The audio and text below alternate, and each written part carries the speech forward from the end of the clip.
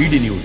राजधानी से बड़ी खबर सामने आई है, जहां कमला नगर थाना पुलिस ने अवैध हथियार के कारोबार का भांडाफोड़ करते हुए बड़ी कार्रवाई को अंजाम दिया। कमला नगर थाना पुलिस ने बापू नगर क्षेत्र की झुग्गियों में छापेमारी कर अवैध हथियारों का जखीरा बरामद किया है।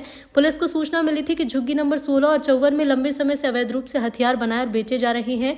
सूचना के आधार पर पुलिस टीम ने छापा मारा तो अंदर का नजारा देखकर पुलिसकर्मी हैरान रह गए।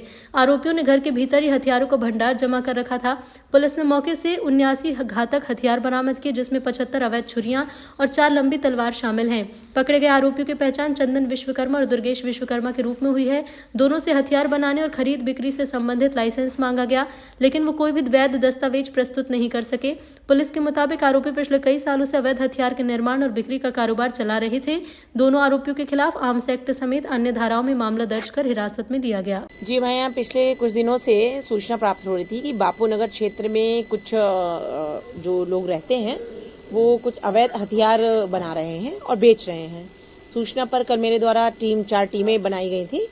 एक टीम मेरे नेतृत्व में थी और इसके अतिरिक्त 3 उप निरीक्षक के नेतृत्व में 3 पृथक टीमें थी।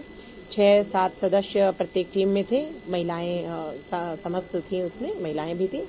जो टीम पृथक गई, तलाशी वारंट हमारे द्वारा एसीपी मैडम से प्राप्त किया गया और सर्च वारंट के माध्यम से फिर हमने तलाशी ली।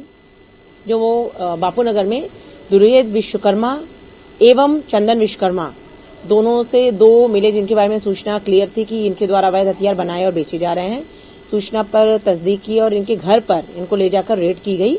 जो घर पर काफी बड़ी मात्रा में अवैध हथियार हमें बरामद हुए, जिसमें 4 तलवारें हैं, 5 बड़े चाकू हैं, इस तरीके से 30-35 छोटे चाकू हैं और छोटी छोटी खुखरी नुमा छोटी छुरियां और सब्जी काटने की, जिनसे लाइसेंस के बारे में पूछताछ की गई। जो बताया कि लाइसेंस नहीं है और पूछताछ की गई तो इनके द्वारा बताया गया कि अवैध हथियार, ये तलवार आदि चाकू हमारे द्वारा बेचे जा रहे हैं।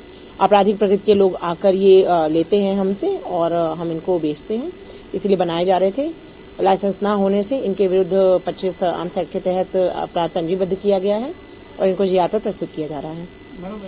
इनका कोई पुराना आपराधिक रिकॉर्ड? जी, चंदन विश्वकर्मा नामक जो आरोपी है उसका पुराना आपराधिक रिकॉर्ड है। गत वर्ष ही हमने उसके कब्जे से, उसके घर से काफी बड़ी मात्रा में चाकू बरामद किए थे और उसके पिता को भी आरोपी बनाया था। दोनों के द्वारा निर्माण किया जा रहा था और इस वर्ष भी इसी सूचना पर इसी तरीके से हमने दबिश दी थी तो हमें जखीरा मिला।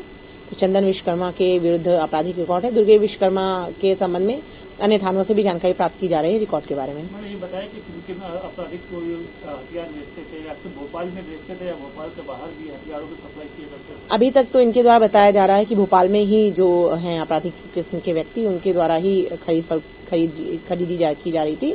बाकी और इस पे अभी जांच की जा रही है, विवेचना की जा रही है।